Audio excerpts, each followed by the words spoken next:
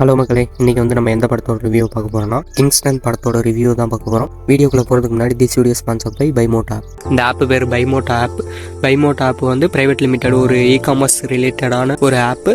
நீங்கள் வந்து Amazon, Flipkart, Meesho இந்த மாதிரி ஆப்பில் வந்து என்னென்ன பொருட்கள்லாம் நீங்கள் வாங்குறீங்களோ அதே பொருட்கள் இந்த ஆப்லேயும் கிடைக்கும். நீங்கள் வந்து ட்ரை பண்ணி பாருங்கள். சரி, நாங்கள் ஏன் இந்த ஆப்பை ட்ரை பண்ணோம், அந்த ஆப்போட இது என்ன பெட்டரா அப்படின்னு கேட்டால் ஆமாம், பெட்ரு தான். எல்லா வகையிலையும் பெட்ரு தான். நீங்கள் வந்து சும்மா இந்த ஆப்பை ட்ரை மட்டும் பண்ணி பாருங்கள்.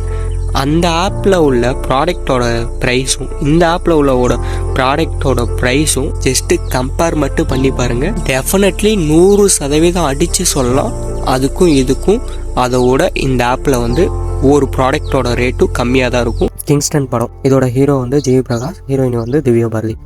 இது வந்து G5ல ஸ்ட்ரீம் ஆகுது. ரன் டைம் வந்து 2 hours 15 minutes. சும்மா வந்து இந்த படத்தில் வந்து ஓவர் ஹைப் இருந்துச்சு. ஏன் ஓவர் ஹைப் இருந்துச்சுன்னா, தமிழ்நாட்டுக்கு இந்த ஜேர்னர் புதுசு, இந்த மாதிரி நாங்கள் டெக்னீஷியன்லாம் பண்ணியிருக்கோம், கடலில் வந்து நாங்கள் வந்து ரொம்ப ஒர்க் பண்ணியிருக்கோம், அதாவது கிராஃபிக்ஸ்லாம் நல்லா பண்ணியிருக்கோம் அப்படின்னு சொல்லி கொஞ்சம் ஹைப் கொஞ்சம் ஓவராக தான் இருந்துச்சு. அதுக்கப்புறம் இந்த படத்தை பார்த்தா படம் ரிலீஸ் ஆச்சு. அதுக்கப்புறம் வந்து ரிவ்யூங்கிறது வந்து ஜென்ரல் பீப்புள்கிட்ட ஒரு டீசெண்டான ரிவ்யூ, மிக்சடு ரிவ்யூ தான் வந்துச்சு.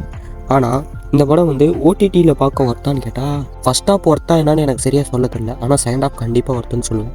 ஏன்னா வந்து ஒரு சினிமா லவர், ஒரு ஹாலிவுட் லவர், அவங்க அந்த அளவுக்கு இந்த தமிழ்நாட்டில் எனக்கு தெரிஞ்சு இந்த மாதிரி சிஜி ஒர்க் வந்து இவ்வளோ எஃபெக்டிவாக கடலில் வந்து இந்த மாதிரி பண்ணது வந்து புதுசாக இருந்துச்சு. ஜேர்னரும் கொஞ்சம் வந்து வித்தியாசமாக இருந்துச்சு. அப்போ ஃபஸ்ட் ஹாஃபில் என்ன குறைன்னு கேட்டால், ஃபஸ்ட் ஹாஃபில் அவங்க ஸ்டோரிக்குள்ளேயே போக கிடையாது, அதுதான் குறை. செகண்ட் ஹாஃபில் இருந்து தான் மெயினான ஸ்டோரி. ஃபஸ்ட்டு இதோட ஒன்லைன் சொல்லிடுறேனே. ஒன்லைன் என்னன்னா, ஒரு குறிப்பிட்ட கிராமத்தில் இருக்காங்க. அந்த கிராமத்தில் கடலுக்குள்ளே போகிறவங்களாம் வந்து இறந்து தான் வெளியே வராங்க.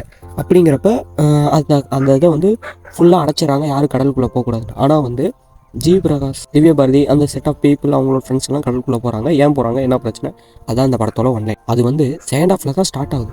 அதுக்கு முன்னாடி தேவையில்லாத விஷயம், இந்த ஆர்ப்பாட்டம், பந்தா காட்டுறது, இந்த மாதிரி ஒரு கிளிப், இந்த மாதிரி ஒரு சீன்லாம் தான் வந்துட்டு இருக்கு. அதனால வந்து மேபி வந்து ஃபர்ஸ்ட் ஹாஃப் ஒர்க் ஆகாமல் இருக்கலாம். ஆனால் செகண்ட் ஹாஃப் கண்டிப்பாக ஒர்க் ஆகிருக்குதுன்னு தான் சொல்லணும். ஏன்னா ஃபர்ஸ்ட் ஹாஃப் பார்க்குறப்ப கூட என்னடா படம் இப்படி போகுது அப்படிங்கிறப்ப செகண்ட் ஹாஃப் முடிக்கிறப்ப ஒரு நல்ல படம் பார்த்த ஃபீலாக தான் கொடுக்கும்னு நான் நினைக்கிறேன்.